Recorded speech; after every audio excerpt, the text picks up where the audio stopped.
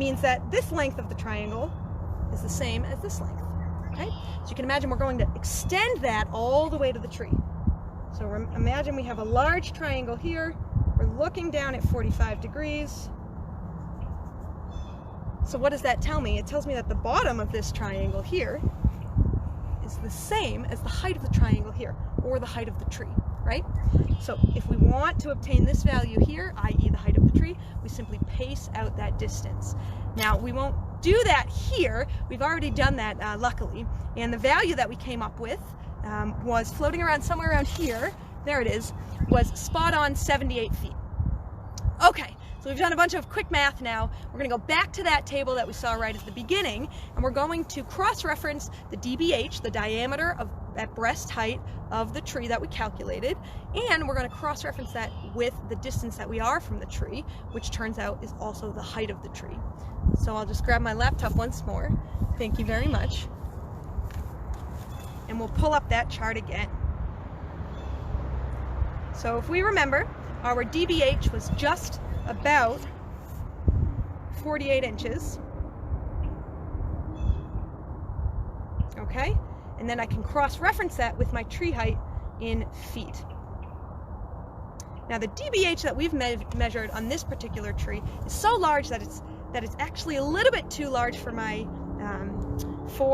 chart that I've provided to you here. We do have two versions of this chart, so we'll go up a little bit further. But it turns out, just doing back of the envelope calculations separately from this, that this tree has about 8,000 pounds of carbon contained within it.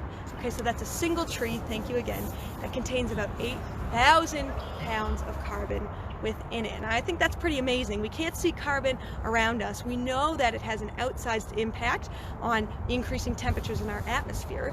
And we also know that trees can sequester down some of that carbon. And it turns out that some of our largest rainforests on the planet, the Amazon, for example, sequesters on the order of 2 billion tons of carbon annually. So that's 2 billion tons of carbon that's sequestered, taken out of our atmosphere, and keeps that carbon dioxide rate from rising too quickly, and hopefully helps combat the rate at which temperatures increase in turn. So that's the long and the short of what we've got going on here. So I'll ask our director if we've got any questions handy. This was one of the more straightforward activities that we've done in the past. So I think what I'll do then is skip to where we can find some additional resources. So I mentioned that tree cover in cities can be hugely useful for reducing air pollution, for reducing temperatures, and it can also be really, really good for taking carbon out of our atmosphere. So if you'd like to get a tree in the city of Philadelphia, you can access Tree Philly. It's a great program. You can also access tree tenders through the Philadelphia Horticultural Society, and through these programs you can learn how to care for trees, you can learn how to maintain them in your home and obtain them for free in your neighborhood as well. And we do have one question. Go ahead. How much did the wildfires affect how this works? Yeah, that's a really excellent question.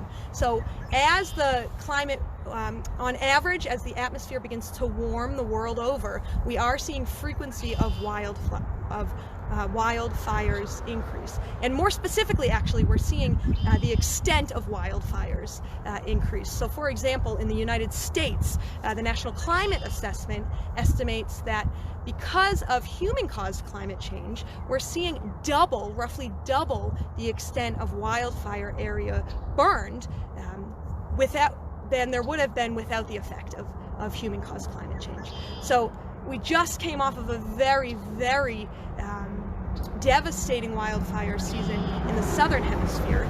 Of course, we saw a lot of news coverage coming out of Australia. We saw in that particular instance some very, very old growth forests starting to burn. Now, the reason that these are of extra concern is now they've gone from becoming a carbon sink to a carbon source. What does that mean? So a carbon sink is like a tree. It's where carbon goes when it leaves the atmosphere. So when I talk about carbon being sequestered, being pulled out of the atmosphere, it's being pulled into sinks.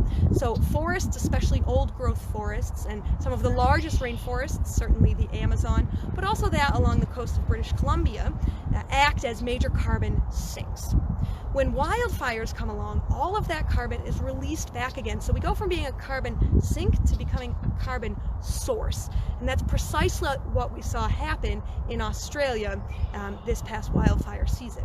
Now, in addition to increasing temperatures and increased dryness and increased burnability, essentially, is what we're seeing there, we are also seeing deforestation become a major issue, that we're losing some of those carbon sinks. So deforestation is, as it sounds, the removal of our forests. This is of grave concern right now, especially in the Amazon. And what's happening is we're removing forests largely to replace them with cropland and grazing land for cattle. And in some instances, it can also be to develop new cities and new towns, but mostly it's for agricultural reasons. So what happens is, for the same plot of land that was originally, again, a carbon sink, we're now creating a carbon source. In the case of agriculture, it's even worse because we're adding on cattle that end up releasing methane themselves to add even more to the heat-trapping gas concentration in our atmosphere. So this is of grave concern. So certainly wildfires are something that we're trying to prevent.